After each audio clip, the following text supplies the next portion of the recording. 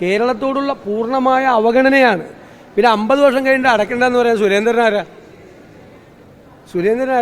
സുരേന്ദ്രൻ എന്താ അവകാശമുള്ളത് അടയ്ക്കണ്ടെന്ന് പറയാൻ? സുരേന്ദ്രൻ പ്രതിനിധാനം ചെയ്യുന്ന പാർട്ടിയുടെ ദേശീയ അവർ ഭരിക്കുന്ന ഗവൺമെൻറ്റാണ്, നാഷണൽ ഗവൺമെൻറ്. ഇത് ഔദാര്യമൊന്നുമല്ല. ഒരു സ്റ്റേറ്റിലൊരു ദുരന്തം ഉണ്ടാകുമ്പോൾ സ്റ്റേറ്റിന് കേന്ദ്രം സഹായിക്കണം. ഇതിനു മുമ്പ് സഹായിച്ചിട്ടുണ്ട്. അവർ പല സംസ്ഥാനങ്ങളെ സഹായിച്ചിട്ടുണ്ട്.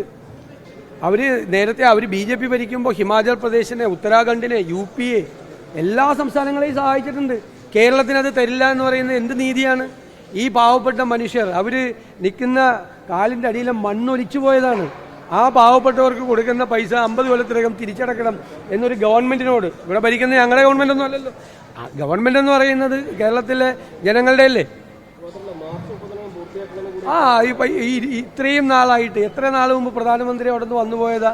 ഇനി എന്നിട്ട് ഒരു 1.5 മാസം പോലും ബാക്കിയില്ലാത്ത ഈ സമയത്ത് ഇനിയിപ്പോൾ അതിൻ്റെ പേപ്പർ വർക്കെല്ലാം കഴിഞ്ഞ് ഈ പൈസ വരുമ്പോൾ എന്നായിരിക്കും ഇത് വരുന്നത്?